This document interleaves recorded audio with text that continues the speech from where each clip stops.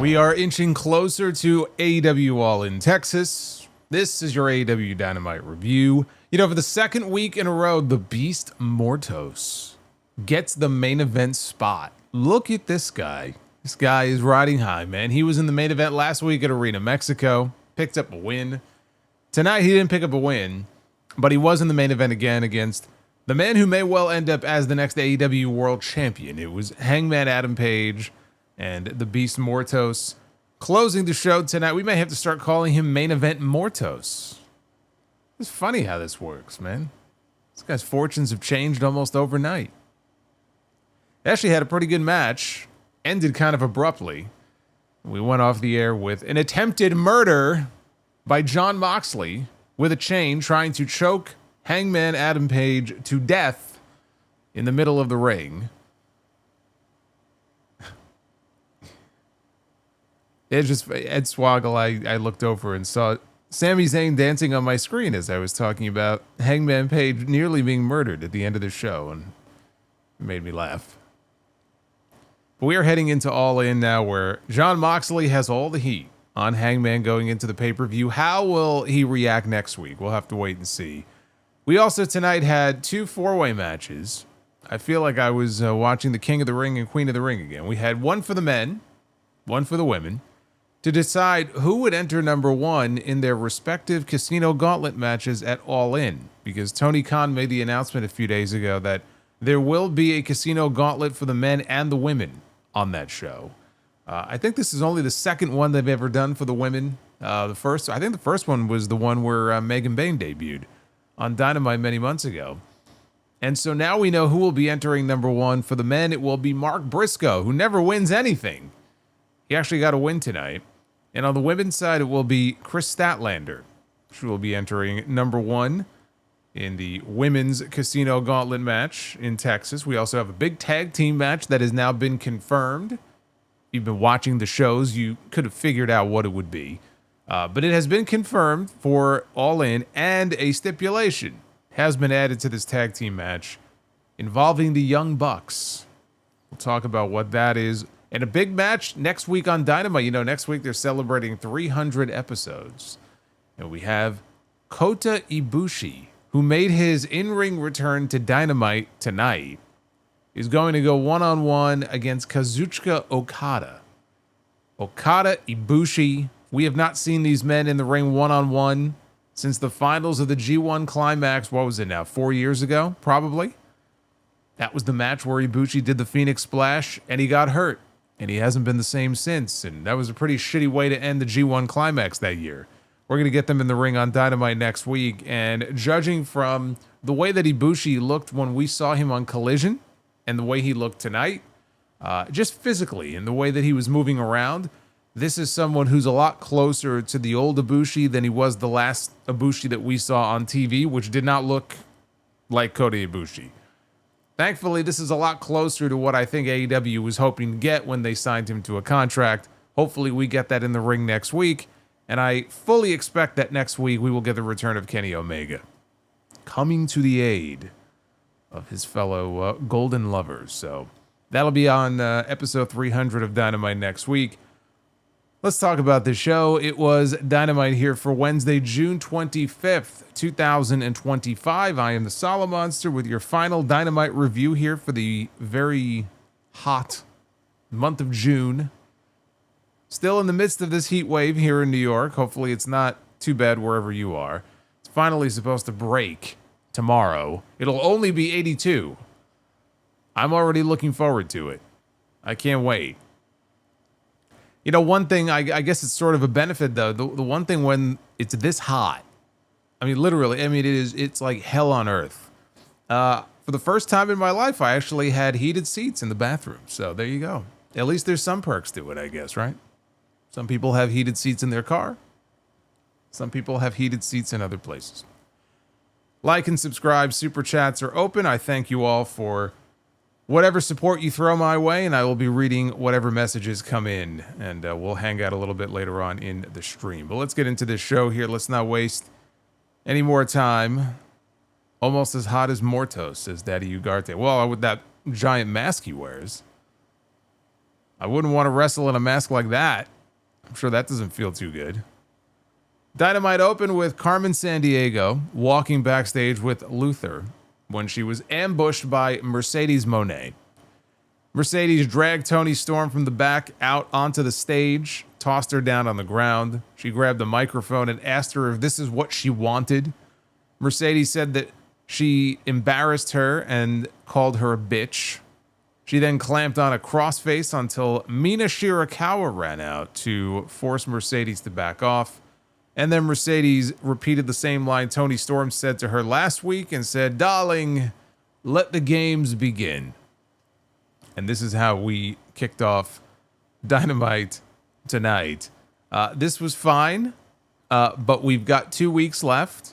So hopefully on that last Dynamite, before we get to Arlington, we'll get these two in the ring together and put a microphone in their hand and let's get dueling promos, right before the pay-per-view. I think Toni Storm will win that battle.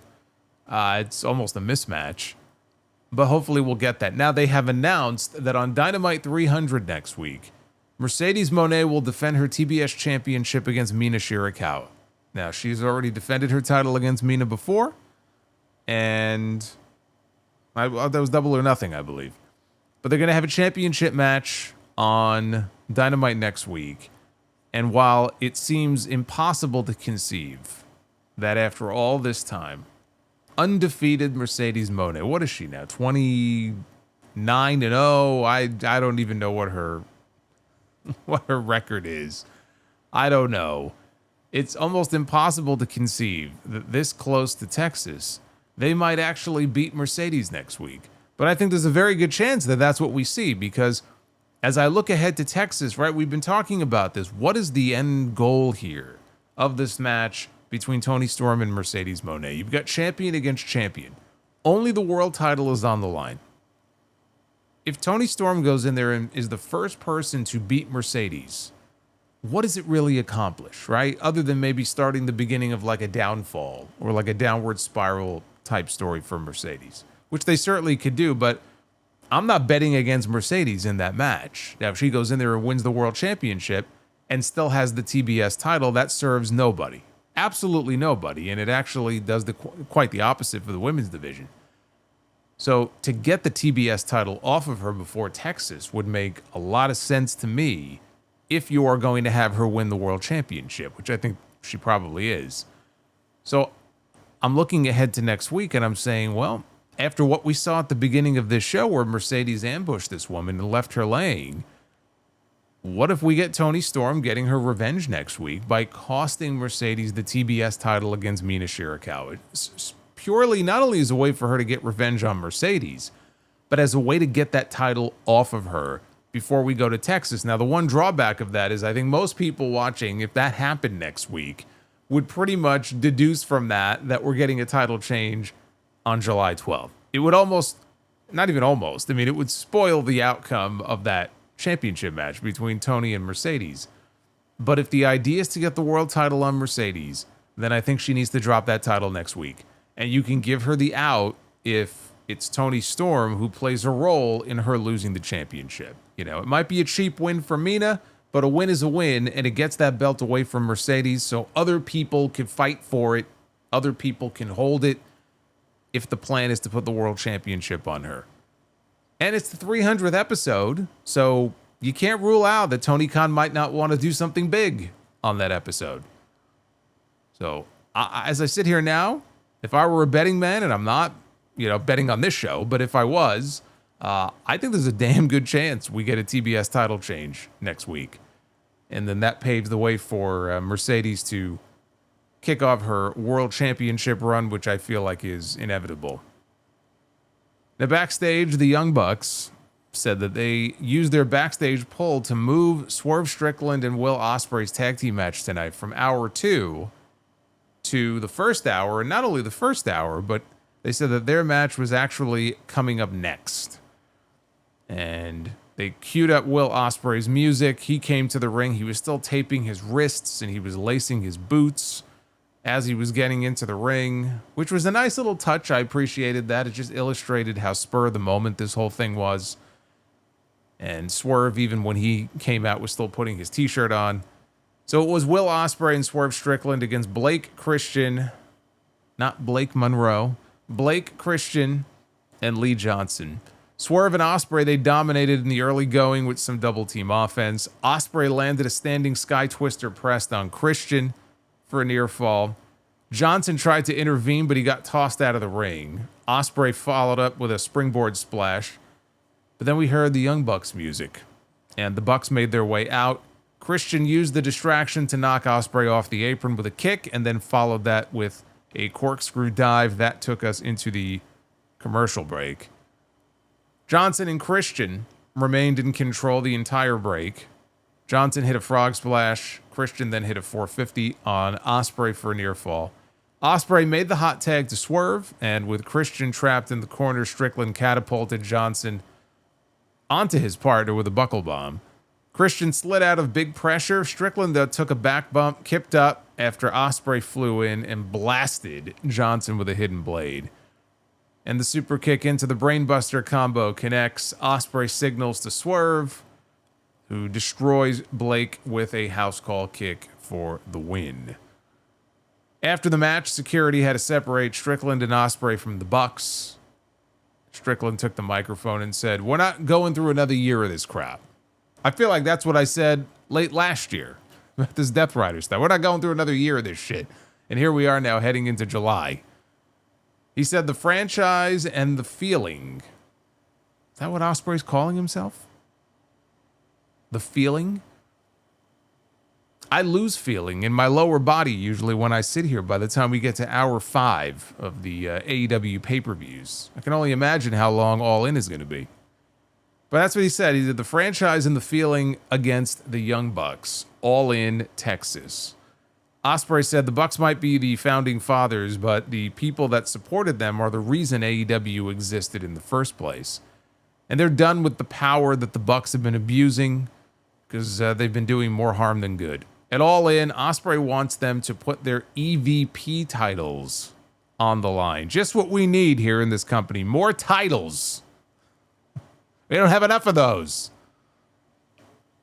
Strickland flew off the top rope with a swerve stomp onto the pile of security geeks and referees, and the Bucks ran off before answering the challenge. So this is the obvious setup here for All In. Once Hangman beat Ospreay, and we knew that he was going to be wrestling Jon Moxley, they effectively substituted Ospreay for Hangman in this match. So Swerve and someone against the Young Bucks. Ever since the Bucks came back and Swerve got fucked out of the championship back at Dynasty, you knew that he was on a collision course with these two. And the only question would be, who is his partner going to be? So now we know. The addition of the EVP thing is, it's interesting in that I don't know if the idea is to, in storyline, strip them of their EVP status and do a story where they have no power anymore and the baby faces all mock them. And that would be nice because it's very played out at this point. So I'd be fine with that. I didn't read this as put your EVP titles on the line. Like if we beat you, we become EVPs. I don't think that's what's going on here. I think it's just a case of if the Bucks lose, then in storyline, they are no longer EVPs in the company. But I will say this, though. They did not officially answer the challenge. If the Bucks accept without asking them to put something on the line, then they're going to look like a couple of fucking idiots. Why would they say yes? Unless Swerve and Ospreay have something that they can put on the line as well. Like, they could agree to the match and not the stipulation. What is the incentive for Matt and Nick Jackson to say, you know what? Okay, we'll put our EVP titles on the line. Right? So they better have some real good follow-up to this. As far as like, okay, you know what? We'll do that, but you got to put something on the line too. You got to sweeten the pot too. I don't know what that would be, but they better come up with something. Because for them to just turn around and say yes would be very foolish. So after a commercial break, it was backstage to the Bucks, who called Swerve a dumbass, not realizing what he just did. Per the AEW employee handbook, he put his hands on an AEW official, which means he is suspended for the week without pay. Suspended for the week when he already worked the show. That'll show him. Kazuchika Okada showed up. He said that he wanted to introduce Matt and Nick to his new friends. And in walked Konosuke Takeshita, Trent Beretta, and Rocky Romero of the Don Callis family. Rocky said that it was long time no see, a lot of history between them against the Bucks, and now here they are on the same side. Matt Jackson told him, not for nothing, your boss is kind of a prick, but your goal right now should be to strap up Okada and make sure that he ends up as the new unified champion at All In, make sure that he hurts Kenny Omega, and what better way to hurt Kenny Omega than to hurt his golden lover? Trent Beretta told them, watch what I do out there to Kota Ibushi. I think you're going to love it. So the Bucks left at that point, as did Beretta and Rocky. Takeshita, though, he steps up to Okada. And now we got these two face-to-face. And the fans in the arena, they popped for it. And Takeshita told him, remember, this is temporary. And Okada smirked and he said, okay, basically brushing him off as he walked away. So we are getting this. I talked a little bit about this last week, where I like Okada and Don Callis being paired up. I'm not sure if it's meant to be temporary and it's not going to extend beyond Texas. I'm sure it will, at least a little bit.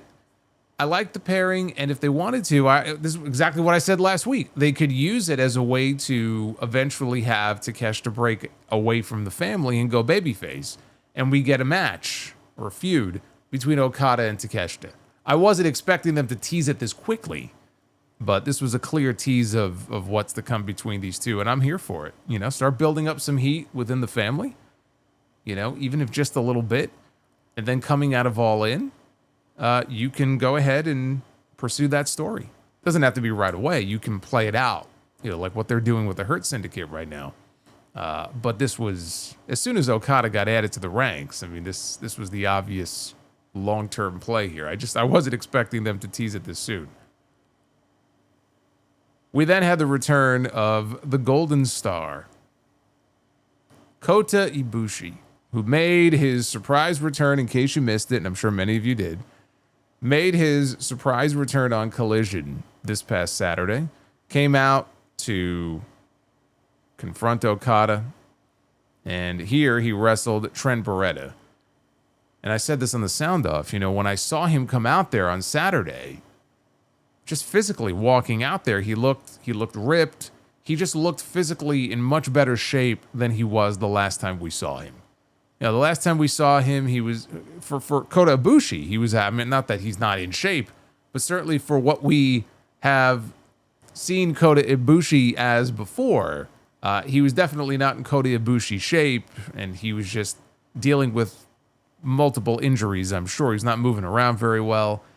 And here he seemed to be moving better. You know, he was looking better. He really did look more like the Kota Ibushi of old. And you saw that here as well in this match. I thought he looked good. This was Ibushi's first singles match in AEW ever, and his first AEW match of any kind since 2023.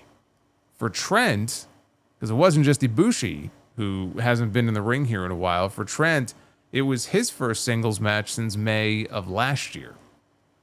So both these men have been dealing with injuries. Now, that match was against Orange Cassidy. Orange Cassidy also happens to be out right now injured. So it's like the walking wounded here in this company. It's the walking wounded in WWE as well. But it's the walking wounded here in AEW too. So we got a back and forth scramble from both men in the opening moments. Ibushi gained a near fall by crucifix, followed by a standing dropkick. Rocky Romero was out there. He ran distraction that allowed Beretta to knock Ibushi out to the floor. Beretta then took the referee. That gave Rocky a chance to get his licks in before Beretta sent Ibushi into the barricade and then back into the ring. Beretta charged. Ibushi, though, hit a snap power slam for the reset. We got a standing moonsault by Kota for 2, but as he looked for a half and half, Beretta managed to pull off an enziguri. And then he hit the Gotch-style piledriver, but Ibushi kicked out. So he begins to paintbrush Kota Ibushi. And all this does was just wake this man up. We didn't quite get Murder Ibushi here. We haven't seen that version of him in many years. But this woke him up. Beretta hit a Snapdragon. Ibushi no-sold it. He immediately popped right back up and hit one of his own. Beretta hit almost like a Rainmaker variation. Ibushi dragged Beretta to the mat, hit a standing double stomp before nailing him with a V-trigger, and then he finished him off with a Kamigoye for the win. Before Ibushi could really do much celebrating, we heard the coin drop and outwalk the Continental Champion to the ring. We got a stare down between these two, and then Okada retreated to boos. The crowd was not happy about that. And within seconds of this happening, we got a Tony Khan special. Like, Okada wasn't even backstage yet, and Excalibur was already getting the word in his ear from a very excited Tony Khan that it is official. And then the graphic was already up on screen. For Dynamite 300 next week, it will be Kazuchika Okada, one-on-one for the first time in a very long time against Kota Ibushi. And I certainly cannot argue against a match between Okada and Ibushi on free TV next week. Even if they are a little bit older and they are a little more beat up, especially Ibushi, I'm not expecting a knockdown mat classic here, but you put these two guys in the ring together next week, you're going to get some good stuff. And I'm looking forward to that. And what I think we're getting next week is the return of Kenny Omega. You know, did the injury angle with him a couple of weeks ago. Now his boy, right, his best friend, his dear friend is going in there against Okada. And we're going to get Kenny coming back to make the save. We're going to get a Golden Lovers reunion next week. That's how they reintroduce Kenny Omega to TV instead of, you know, holding him out until the pay-per-view, which I think would be dumb. As far as the match here, it was solid. It really wasn't anything more than that. It was a simple comeback match here for Kota. Next week, I think we'll get a better sense, you know, in the ring with Okada of how truly back, you know, Kota Ibushi really is. And if they give those two some time, I think that could be a lot of fun. Look, we may never get the Ibushi of 5 years ago even back. I feel like that Kota Ibushi is probably gone forever. It's like watching John Cena now. Not that John Cena was Kazuchika Okada, you know, in the ring even at his peak, but John Cena, the John Cena that we would see in the ring 10 years ago, 7 years ago, is not the same John Cena that we get in the ring now. Doesn't mean he can't go out there and have good matches. He just has to be in the ring with the right people. And I feel like that may be where we're at, you know, at this point with Ibushi. Ibushi is also like, he's a guy where you look at him and you don't realize how old he is. You know, he's over 40 years old. He doesn't look it. But it's not like he's a young man anymore. And he's taken some abuse. I mean, he's had some very serious injuries. And some serious injuries for which he did not necessarily seek the medical care that he probably should have right away. And that's why his career has really been a blur over the last few years. You really just haven't seen him do a whole hell of a lot. So I hope he's you know, as close to 100% now, health-wise, as he can be.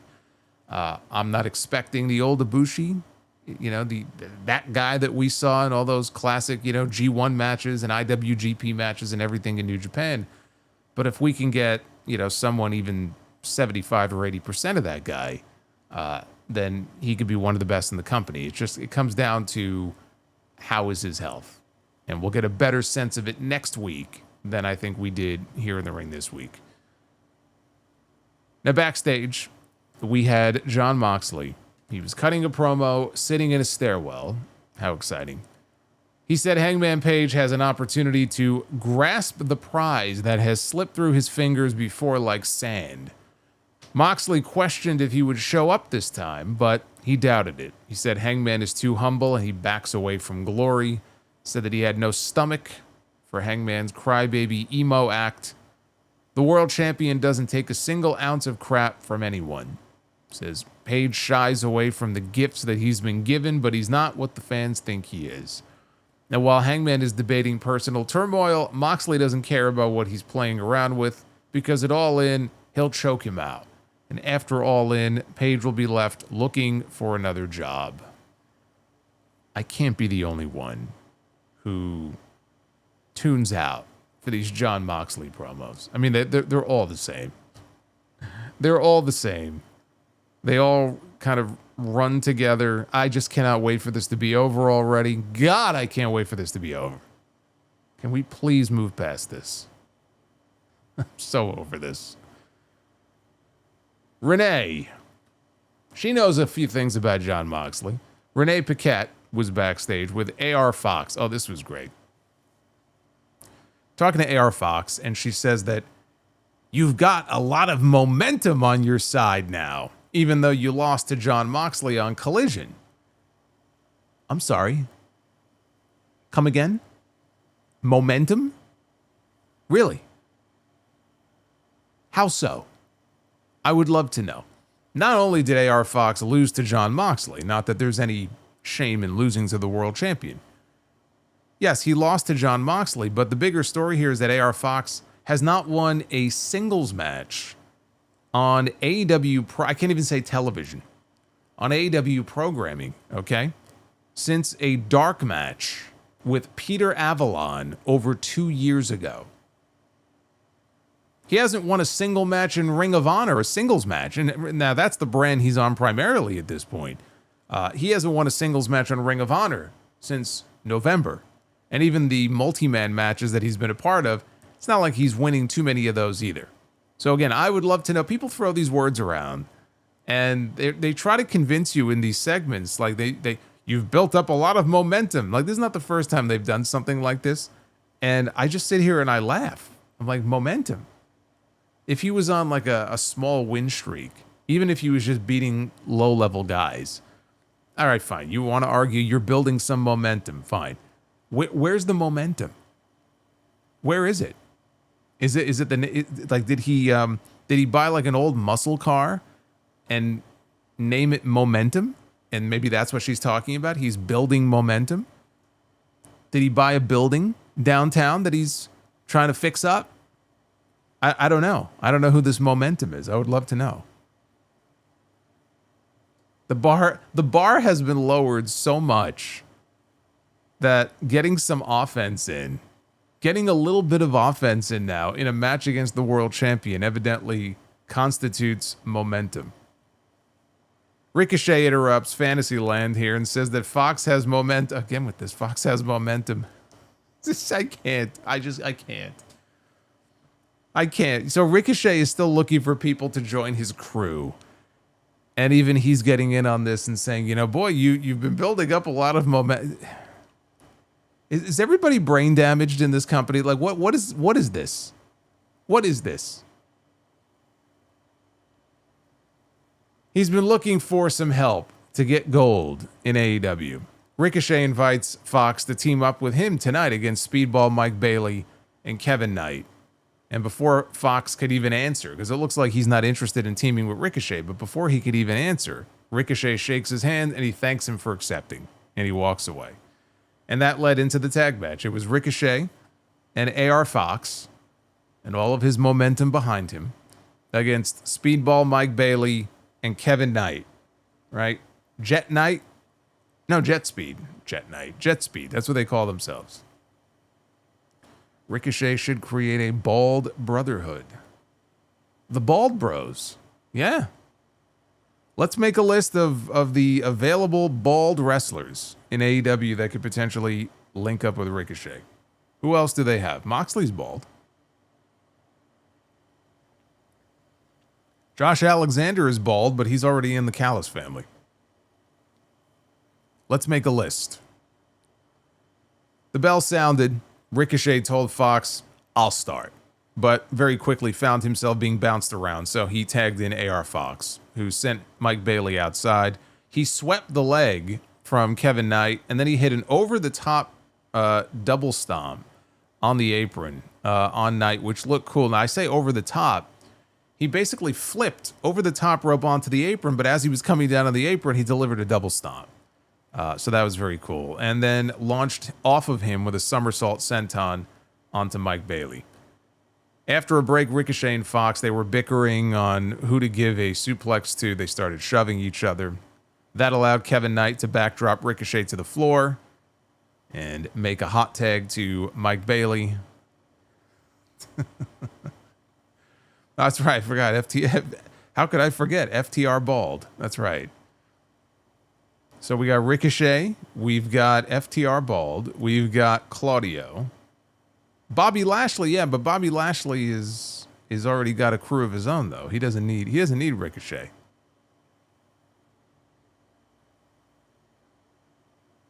Now we got to work on this. This roster needs some work here.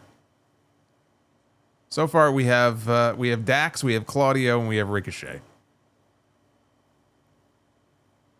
So double drop kick by Jet Speed. They followed with a rolling pop-up lariat on AR Fox for a near fall.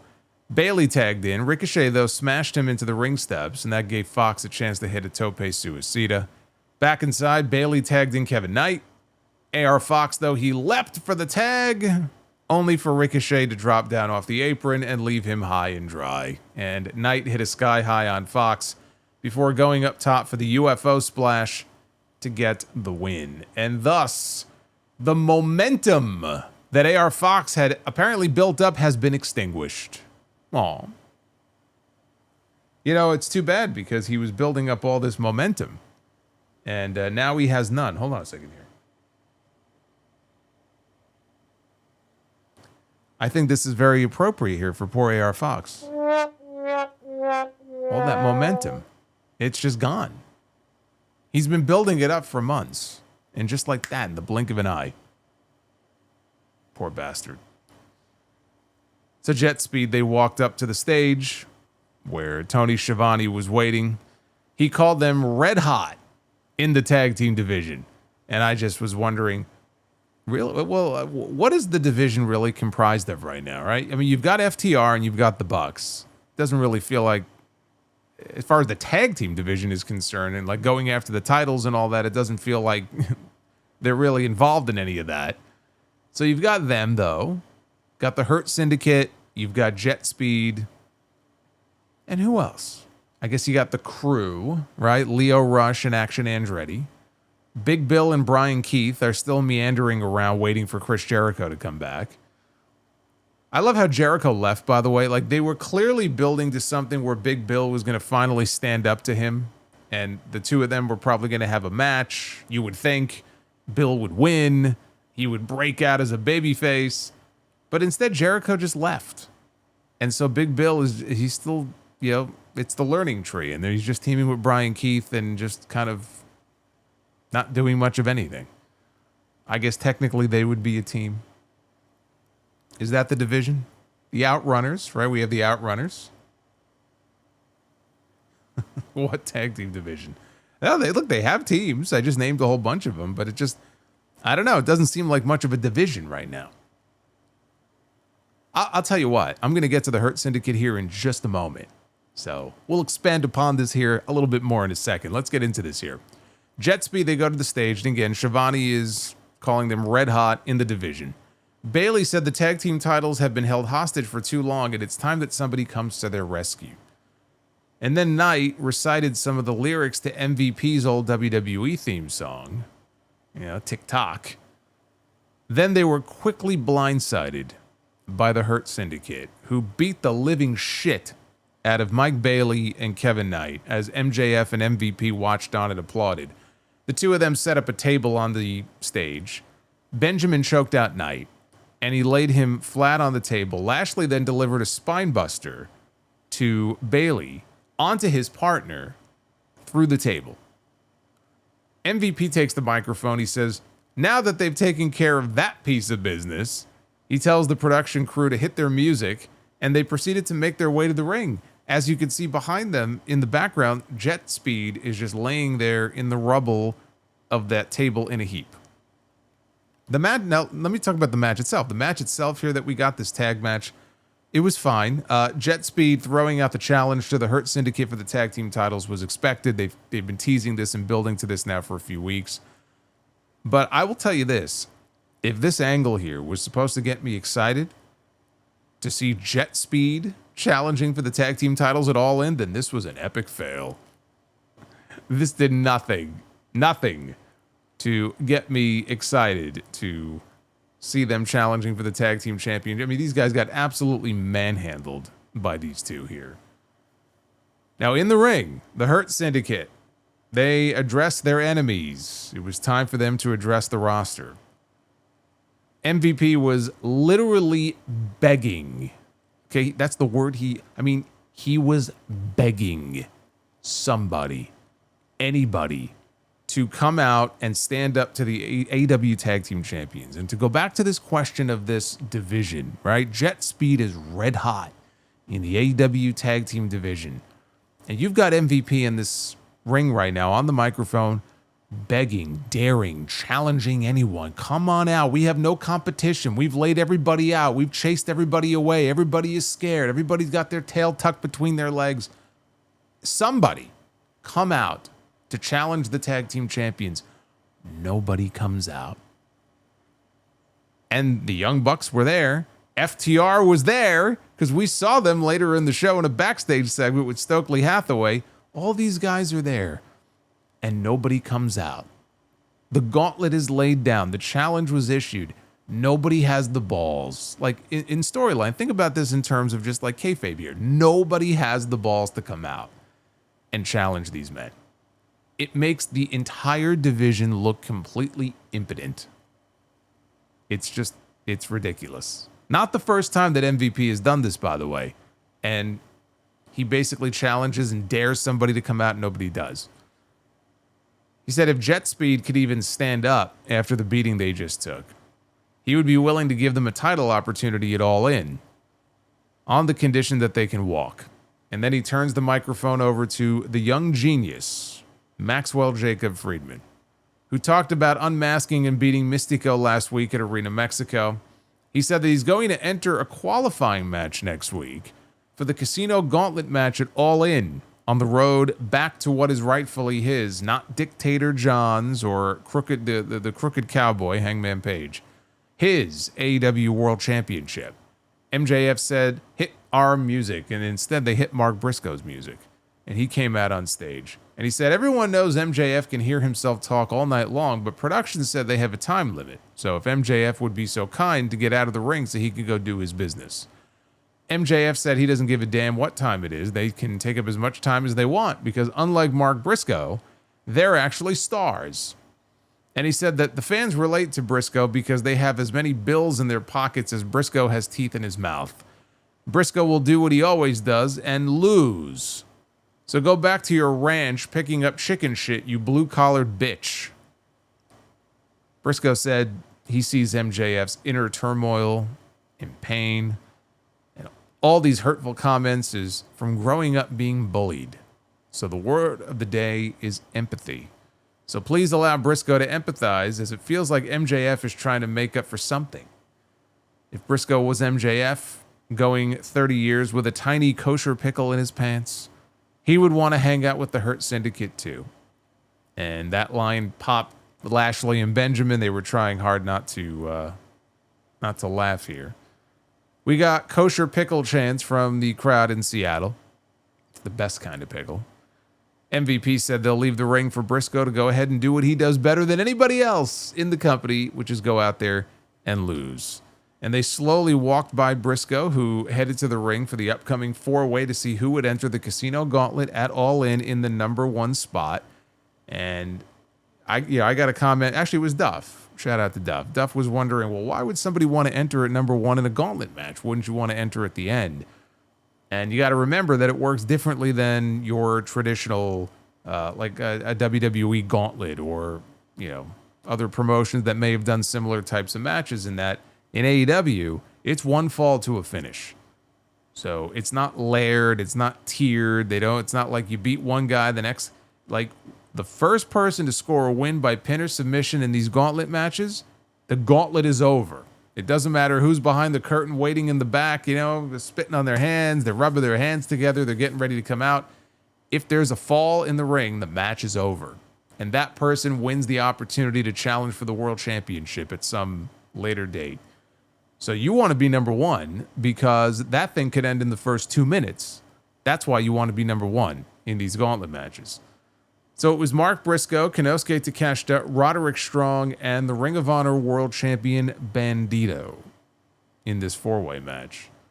And by the way, they have not specified as far as like getting a world championship match, if it's going to work similar to the way it did last year, where you get a contract, you can, quote unquote, cash in. I don't remember if when Christian won that contract at All In, if he was allowed to cash in that night or it took effect that week. I don't remember if they even specified. I don't know if it's just a straight ripoff of Money in the Bank or if the rules are a little bit different. But if it works similar to the way it did last year, you're going to get a contract that you have to sign first, but you get to basically cash it in anytime you want to. But they haven't specified that yet, so it's possible the rules may change this year. Now, late in the match, Bandido and Roddy, they collided into a double down. Both men rose up. They started swinging until Bandido hit a pop-up cutter. He wanted a frog splash, but Takeshita sent him crashing outside. Takeshita climbed, but Briscoe did the same, which caused Takeshita to crash and burn. Briscoe missed a froggy bow on Roddy. Both men traded chops and strikes until Strong hit an angle slam and the locomotion forearms until Takeshita flew in with a haluva kick. Takeshita hit a superplex, but with both men down, Briscoe and Bandido, they hit froggy bow and frog splashes respectively for close near falls. Bandido tried a 21-plex to Briscoe, but Takeshita came in to hit what Excalibur called a 42-plex, sending both men over with a double German suplex to a big pop. Strong escaped a Blue Thunder Bomb, hit a gutbuster, but as he charged for a sick kick, he got planted by a Takeshita Blue Thunder Bomb for a 2 count. Bandido blindsided Takeshita, and that allowed Bandido to hit a 21-plex, but Takeshita rolled outside before he could follow up. Strong cut off a Bandido dive with the end of Heartache, but before he could even get up or go for the pin, Mark Briscoe comes flying in with Froggy Bow to Roddy, and he covers him to get the win. Mark Briscoe is entering the Casino Gauntlet at All In the number 1 spot. And this here was really good. This is the best match on the entire show. Really good match. MJF and MVP, though, earlier really telegraphed Briscoe winning by constantly pointing out that all you do is lose. Nobody does it better than you. You're a loser. So naturally, you would expect that Briscoe would get the win here. And he doesn't win very often. So where you can, you should want to throw him a win just to, have him maintain some shred of credibility here in these matches. So Takeshita didn't win. I hope he still finds his way onto the All-In card. Likely will end up just being some multi-man tag match they shove him in. But we already know they're teasing the Okada match. At some point, that's going to be a story for him coming out of All In. So he may not have much to do at All In, but he's got that story at least coming out of that pay-per-view. Adam Cole, who has never felt as as useless on this show as he currently does, even though he's got a title. He's the TNT champion. The TNT title used to really mean something. The TNT title used to feel like a top title in the company. It really did feel like you had the world title, and then right behind it, nipping at its heels, is the TNT title. And this championship has not felt that way in a very long time. Adam Cole holding it and taking it from Daniel Garcia hasn't really changed that. But Adam Cole is in the back, and he's got the TNT title over his shoulder. He's talking about the Don Callis family being a thorn in his side for far too long, and he issues an open challenge for his TNT championship tomorrow night on a special Thursday edition of AEW Collision. Open challenge to any member of the Don Callis family. These open challenges are back. When all else fails and all else is in doubt, just fall back on the open challenge. And they announced later in the show that he will be defending his title tomorrow night against Josh Alexander. I like that. John in the chat says Adam Cold. I like that. That's exactly what it feels like. Adam Cold. I'm going to have to start using that. Feels to me like they're testing the waters with Thursday for a possible move for Collision. This is not the first time Collision has aired on a Thursday, so that could be something to watch for. Yeah, I mean, that's true. Somebody mentioned Takeshita could still be in the Gauntlet. He just won't be at number 1. Yeah, you know what? That's probably where he'll end up. That makes sense. Now, following the men's 4-way, we had no separation here. They went right into the women. I don't know why they didn't space these out a little bit. We went right from the women's or the men's 4-way into the women's 4-way for the number 1 spot in the women's Casino Gauntlet match at All In, with Kris Statlander Willow Nightingale, Thunder Rosa, and yes, the Ring of Honor Forever Champion, the Ring of Honor Women's World Champion, Athena. Athena. Actually appearing in a match on AEW Dynamite. She was in a multi-woman match on Collision, but who gives a shit about that? Dynamite is their A show. And we don't get to see her on the show very often. This is the first time we have seen Athena in action on Dynamite since the Owen Hart tournament match against Mercedes, which was an excellent match. And as happy as I was to see her here, and when they announced these matches, I was actually on TNT last night. We had episode 100 of TNT on JD's channel, and the announcement was made about these four-way matches. And so I was reading what the matches were, and I said, like, this women's match, as compared to the men's, the women's match is the one that really had me the most interested, because you look at the lineup here. And so we've got some names. We got some quality talent here in this match. As happy as I was to finally see Athena in a match here on Dynamite, this was not as good as the men's match. I don't want to say that it was a terrible match. It had its moments. You know, it was solid. But there was a lot of clunkiness, especially late in the match with Athena and Thunder Rosa. It just felt like they were not on the same page multiple times. And there was one very embarrassing spot that I guarantee you will absolutely make the next installment of Botchamania, like without question. Athena muscled Thunder Rosa up off the mat into a powerbomb position, and Kris Statlander went to go hit the ropes to go do something. And as she charged towards the ropes, Athena turned to face the opposite direction. Well, Statlander didn't want Athena's back. She wanted, Thunder Rosa's back. So she comes off the ropes and realizes that Athena has turned. And so she now has to charge to the opposite side. And she runs across the ring again. And she hits the ropes on the other side. Only as she did that, Athena turned back around again. So Statlander comes off the ropes and has to awkwardly stop and basically just gives up and says, fuck this. As she just fires a forearm shot right to Thunder Rosa's back and knocks her down. She lands sitting, on top of Athena. And then Statlander hits the ropes and comes off with sort of like a rolling blockbuster of sorts to Thunder Rosa. The only thing missing from this entire sequence, honestly, was the Benny Hill music. If you put the Benny Hill music to this, like this would have been perfect. This would have been perfect. And if Matthew is going to use this segment, then I hope he uses that song.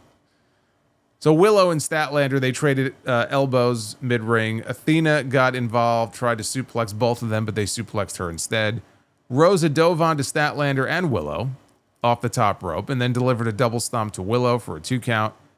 Athena pulled Rosa to the floor and demanded that Billy Starks, who was out there, go retrieve her Ring of Honor Women's World title. Rosa recovered enough to send Athena into the ring steps. They fought on top of the steps. Athena delivered a suplex from the steps to the floor. Now here comes Marina Shafir. She walks down to the ring and is providing the distraction for Willow Nightingale, who is looking down at her. Willow does not realize that in the ring now behind her, that's a 4-way, so there's no disqualifications. In the ring behind her is Wheeler Yuta. And Wheeler Yuta, when she turns around, he takes a shot at her, but of course she ducks it to avoid it, and then Willow hits the ropes and comes off, and she pounces Wheeler Yuta. Kris Statlander uses this opportunity to deliver a tombstone piledriver to Willow Nightingale, her good friend, and she pins her to secure the #1 spot in the women's gauntlet at All In. Like I said, this had its moments, but this was not as good as I was expecting it to be. When they announced this match, I was way more interested in this one than I was the other 4-way. And the way it worked out the complete opposite way. When all was said and done, the men had this beat, and this one was just, I don't know. This didn't work out the way I was hoping it would. Athena doesn't win, but hopefully she still makes it into the gauntlet. Like somebody mentioned, Takeshita didn't win, but he'll likely end up in the gauntlet. I feel like the only way this woman gets on this All In card in Texas is to be in the women's gauntlet match. And she may not even win it, but I hope she at least makes it into it. You know, she did an interview this past week with Sports Illustrated, and she said, like, I'm going to be very bummed, super bummed if I don't make it onto that card. When they first announced that they were coming to Arlington for All In this year, she was one of the few people they sent out there with Mercedes and Paul White to do media at Globe Life Field. Like, she was there doing press for the event. She's from Texas. She runs her own independent promotion out of Texas. She's a Texas girl. And for her not to be on that show, obviously, that's going to be very upsetting. And she said in the interview, well, we have a Ring of Honor pay-per-view the night before, so I'm sure I'll be defending my title on there. But I really hope I make it onto the All In card. If she's not in the women's gauntlet, the only way she gets on the card probably is to be in some sort of multi-person match on the pre-show. So I hope she makes it into the gauntlet match. Clearly, they're setting up for a championship match, though, with her and Thunder Rosa. I would imagine that would take place the night before on that Ring of Honor pay-per-view, because the idea of her defending the championship on the All In card against Thunder Rosa makes no fucking sense to me. You have a Ring of Honor pay-per-view the night before. Like, that's where the match should take place. To do Thunder Rosa against Athena at All In, you've been building this matchup for the most part on Ring of Honor TV. Why the fuck would you do that match on the All In card? Give Athena something else to do on that show. But you have an ROH pay-per-view on July 11th. I would imagine you want to main event the show with that match, or at least co-main event with it. Statlander taking advantage of the Death Rider's interference. It could cause problems, you know, between her and Willow. I think that with all this chatter about these women's tag team championships that are very likely going to be introduced soon in AEW, we'll probably get the announcement very soon. I think Statlander and Willow will probably be those first women to hold those titles together. Like, if we're going to have women's tag team titles, they've already been setting up some teams, you know, Megan Bayne and Penelope Ford, Anna Jay and Ty Mello. Statlander and Willow would be my pick. And I think a pretty likely pick to end up with those women's tag team titles. So I certainly don't want to see either one of them go heel out of this situation. That's the last thing I want to see from either one of them, especially Statlander, who was a heel, and then the next day she was a babyface. Just out of nowhere. We don't need to go through that again. I think you're looking at your next, probably inaugural AEW Women's Tag Team Champions. And they closed the show with Hangman Adam Page challenging for the World Championship in Texas. One-on-one against the Beast Mortos. Second week in a row finds himself in the main event here on Dynamite. That has never happened before. Gee, I don't know. All of a sudden, he's racking up main events. He's getting TV time in a way that he wasn't before. I guess it pays. I don't know. But Mortos fired off a headbutt that connected, and both men traded strikes until Page moved. Mortos crashed and burned outside. A springboard lariat dropped Mortos, and Page brought him back inside, hit a fallaway slam. That took us into the final commercial break. Hangman blocked another Mortos headbutt, but the third attempt connected. Mortos swung wildly. He missed a discus lariat that gave Hangman a chance to hit one of his own. Mortos fought off a deadeye. Page, though, hit a pop-up powerbomb for a near fall. Hangman missed an Orihara moonsault, and he landed on his feet, but it looked as if his leg almost buckled beneath him on the landing. And that is a really stupid move to be doing this close to Texas. You are in the main event of their biggest pay-per-view of the entire year, challenging for the World Championship. You are 2 weeks away, or thereabout, 2.5 maybe, from this pay-per-view. And look, injuries can happen at any time, but it just feels like we're hearing about so many injuries lately in WWE, in AEW. Why even take the chance? Like, you don't need to be doing that. That's one of those moves you don't need to be doing. Save it for Texas. I mean, I wince every time I see him do that move, but to be doing it this close to Texas and taking that kind of risk when you really don't have to me is just very stupid. So after landing back on his feet on the Orihara, Page is standing there, and Morto sprints back into the ring and then back out again with a tornado dive that takes out Hangman. Back inside, Page wiggled out of a tombstone, and he answered with a poison rana and a lariat, and then he finished off the Beast. About 9 minutes or so, 9 or 10 minutes this went. Finished him off with a buckshot lariat for the win. After the match, the lights go out. And when the lights come back on, the Wyatt Six was in the ring, and they massacred Hangman Adam Page and the Beast Morto. No, I'm just spitballing now. Lights came back on, and the Young Bucks were in the ring. The Young Bucks were in the ring. Hangman was on his knees, and they had Hangman by each wrist, and they delivered an EVP trigger. You know, I guess if they lose, if they accept this challenge and they lose it all in, it just becomes the trigger from now on.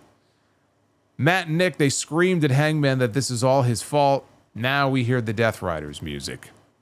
And Jon Moxley saunters out with Marina Shafir and Wheeler Yuta to pick up the pieces. Shafir handed Moxley a chain, and he wrapped the chain around Page's throat, choked him out. We got a little act of attempted murder here at the end of this show. So the Ops, finally, after a while, the Ops finally runs out to the ring. Samoa Joe, Powerhouse Hobbs, Katsuyori Shibata. The Bucks and Yuta held them off, though, for a little bit until Will Ospreay sprints out and they all break through. And the Death Riders and the Bucks, they bail through the crowd. Doctors are tending to Hangman here at the very end. And that was the close of Dynamite tonight. A good match. I think it could have used some more time. It felt like that finish was kind of abrupt and came out of nowhere. I would have liked to have seen these two go at it for a few more minutes, this being the main event. But it was good what we got. They put more heat on Moxley here at the very end. We'll see what Hangman comes back with now next week on episode 300.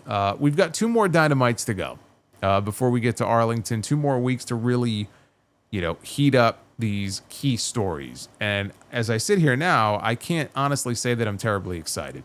I know the matches themselves are going to deliver. Hangman in the main event with Moxley, they're going to have a really good match. Kenny Omega and Kazuchika Okada. It may not be the matches they had in 2018 and 2019, but those two are going to go out there and have a fucking classic match. Mercedes Moné and Toni Storm. Mercedes don't miss. Like, very rarely does she have a bad match. Whatever you think about her push or her or all the championships that she has, she delivers. Toni Storm usually delivers. She's had some great matches as well. Those are your 3 headline key matches at All In, and I expect every single one of them to be really, really good. And that doesn't even include Swerve and Ospreay against the Bucks, right? So on paper, the matches look great. But we got a couple of weeks left. I'm not feeling the excitement level for most of them. I feel like it's just not where it should be. I almost feel like I did heading into WrestleMania this year.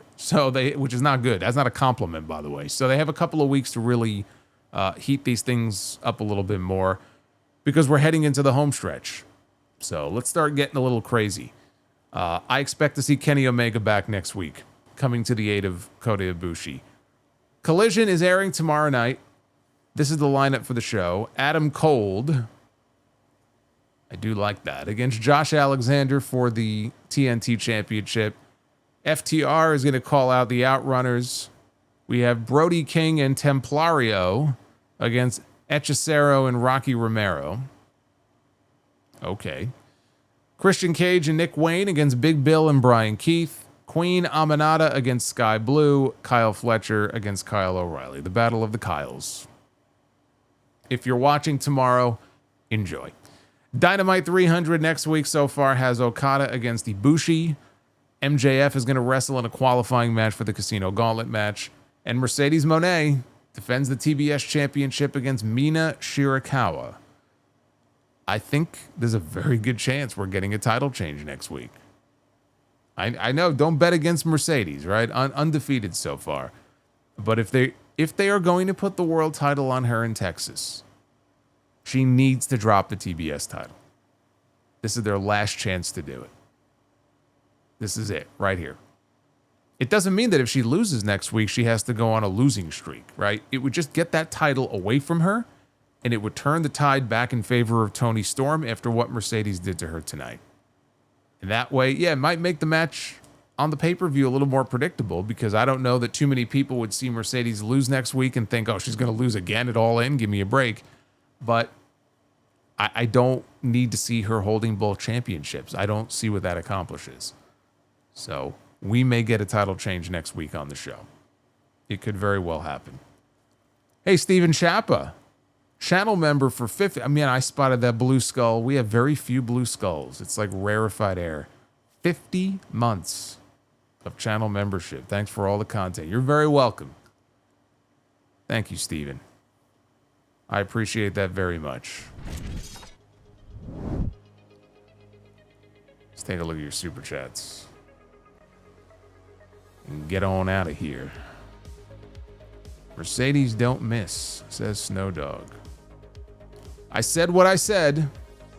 You don't have to like her, but you can't deny this woman goes out there and she's had some pretty badass matches.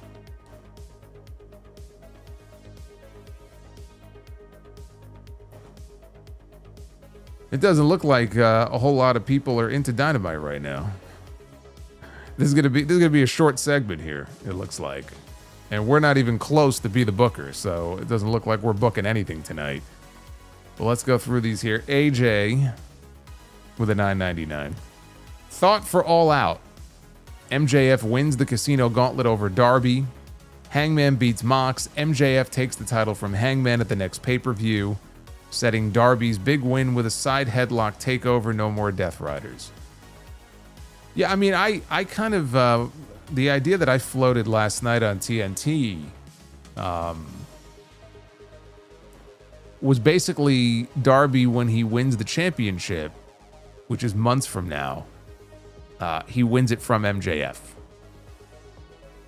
Because it would bring their story back around, like almost full circle, right? Because that's long-term booking, long-term storytelling between those two. I mean, I know Darby has to get revenge on Moxley for almost murdering him, but if Darby was to eventually win his first world title from MJF, I think that would be very apropos. Amanda Nicole just wanted to show some support to my other favorite in the IWC. Hashtag who better. Thank you, Amanda.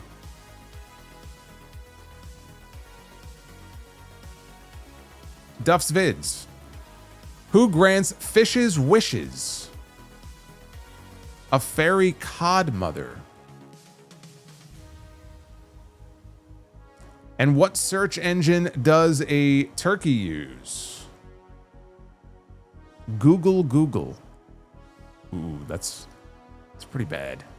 If I had those big signs, those big placards with the numbers on them, I'd probably go 3 on that one. Maybe it's like a car engine. You're just getting warmed up. Ed Swoggle, the rotation of the earth really makes my day. Duff's Vids, took the shell off my racing snail, thinking it made him faster. Now he's just a little sluggish.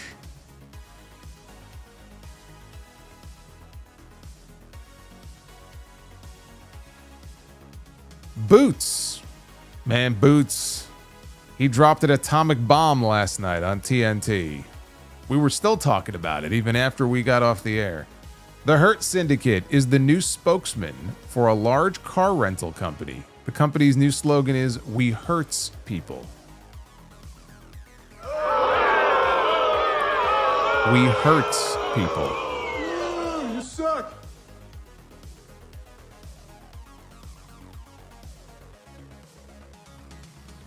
Give me back shots, Solomonster, with $1.99. More likely, Bianca going heel or Charlotte Flair going face? More likely a Charlotte Flair going face, because you could already see them building to it with Alexa Bliss. I think that's where we're headed there. But the idea that I've proposed going into SummerSlam, ends with Bianca reuniting with Naomi and costing Jade, before she wins it, costing Jade the championship. I laid this all out on episode 917. So I'm predicting a Bianca heel turn, but I still feel like Charlotte going face is probably more likely. because they've already planted the seeds for it. Duff's Vids, what did the pepperoni say when it walked out of the hospital? I'm cured. Get it? Cured. A little better. A little better. Food Hive, doing a quick run-in just to say 9 days. Love you guys. Man, Food Hive, you gotta start sticking around, man. Miss you around here. You can't just be doing run-ins all the time.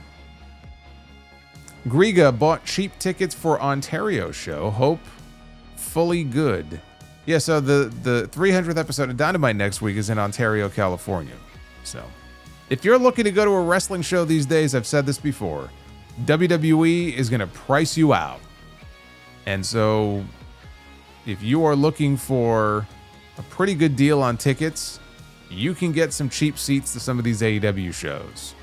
And if nothing else, you know you're going to get some really good in-ring wrestling on those shows. So AEW has, yeah, they may not be packing it in the way WWE is, but because of that, you're going to get more bang for your buck when it comes to wrestling. Sharon Cox with $1.99. The Death Riders have go-away heat. Sharon, they've had go-away heat with me now for 9 months. You're preaching to the choir. I've been waiting for them to go away for a very long time.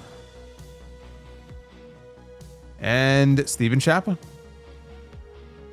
That's it. Steven Chappa, 50 months of channel membership. Thanks for all the content, Solo. Steven, again, thank you, brother.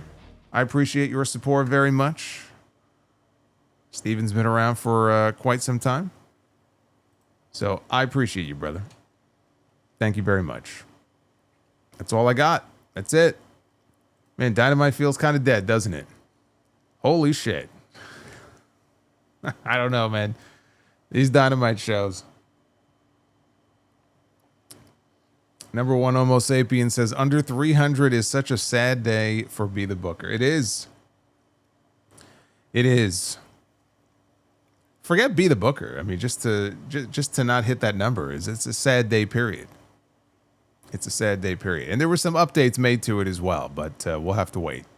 It'll have to wait for another day. Now, let me just mention this, because I am considering doing something on Friday. Friday, SmackDown is the go-home show to Night of Champions. Now, I will be live on YouTube for Night of Champions on Saturday, for those wondering. I'll be live covering that show when it's over. And then Sunday, of course, is episode 918 of the Sound Off. Friday, though, is the go-home SmackDown. They're in Riyadh. My understanding is, and I have to check my trusty VPN, but my understanding is that the show is going to be airing live in certain markets at 1 o'clock, like on Netflix, at 1 o'clock Eastern time. If that is true, and I can confirm that, what I may do is watch the show at 1 o'clock in the afternoon, my time, and then go live. I don't know if I would go live immediately after at 4:30 in the afternoon or go live at 8 o'clock that night. 8 o'clock is normally when it would be starting on TV here. But if I can watch it earlier, I'm not waiting until 11:30 to go live. So there's a very good chance that your SmackDown review is going to go on earlier. I just don't know how early in the day. Could be 8 o'clock at night. It could be earlier than that. So hopefully you guys are around. You will join me no matter what time I go live. I will be covering SmackDown.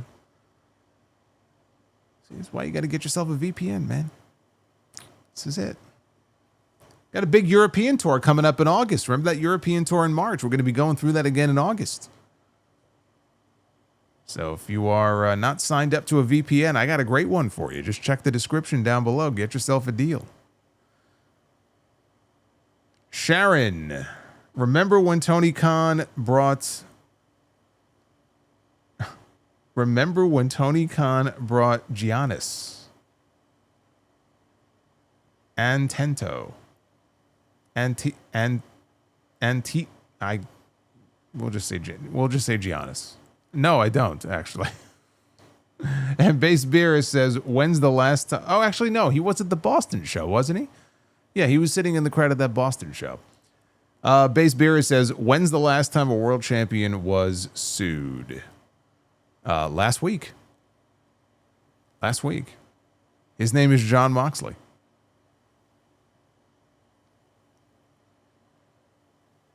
What about Raw this Monday? Well, Raw this Monday is airing earlier at 6 o'clock. So I don't think it's a case where, and they're in Pittsburgh, so there's no change. There's no change as far as like it airs super early in the day. I mean, they're not out of the country or in a different time zone. So Raw's going live at 6 next Monday. When Raw's over, I'm live. So yeah, I guess same thing Monday is what he's asking. I'll be covering the show a little bit earlier than usual. And the reason they're doing that is because they're taping SmackDown immediately after Raw. So that way they can air SmackDown on July 4th and not have people working on July 4th. That will be the first 2-hour SmackDown, as my understanding is they are back to 2 hours for good starting next week. But we got one left. We got one 3-hour SmackDown left. And if I can review it earlier in the day, then you can bet your ass that's what I'm going to do. BCOM see clearly. I love Kevin Knight. Keep winning. He didn't look like he was winning tonight when he was laying in a pile of rubble. I don't know that he's going to fare much better at All In. Terrible Dried Chicken. Hey, Solo, I hope you have a great time in Texas, enjoying the barbecue meals. Thank you, brother. I wish I had more time there. I'm flying into Texas actually the day before All In for the House of Glory show. So I'm coming in that afternoon. I'm working the show that night, and I'm flying home early the next morning because there's just so much wrestling that weekend to watch and to cover.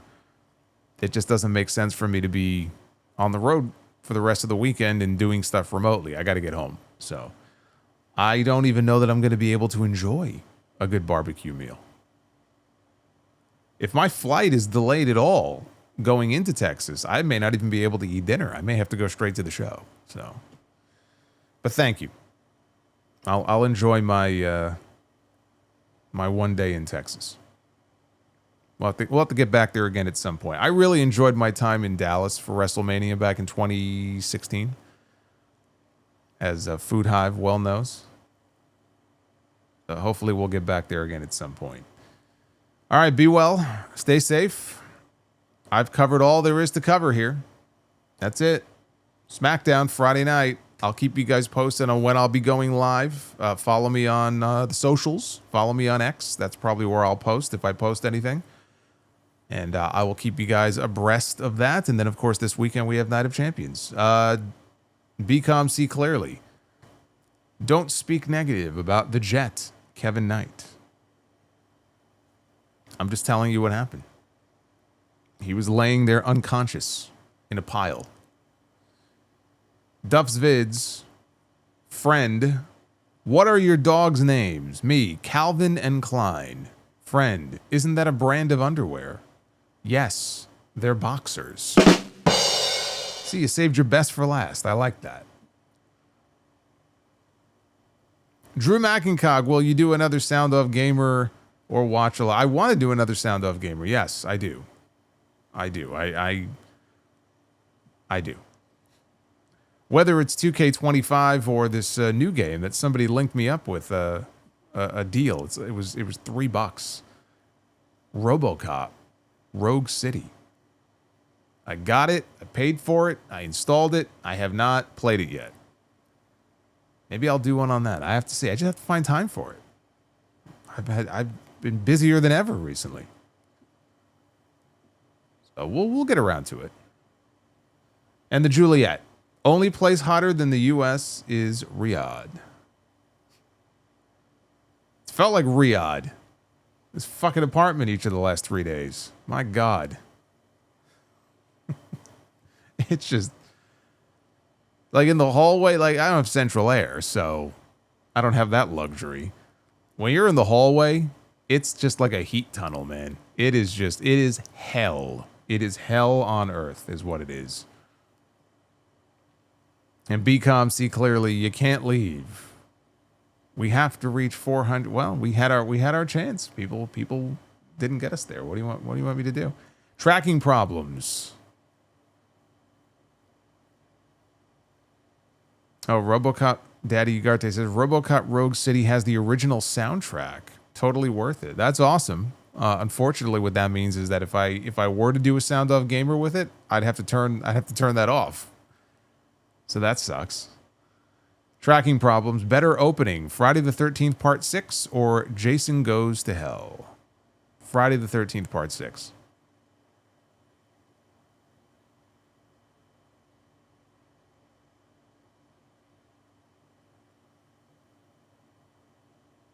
Did I see the Korean fried chicken commercial with RoboCop? No. I did see RoboCop in WCW, though. He came to rescue Sting. All right, be well. Stay safe. Stay cool, wherever you may be. I will see you guys on Friday at some point for the SmackDown recap. Until then, take care, guys.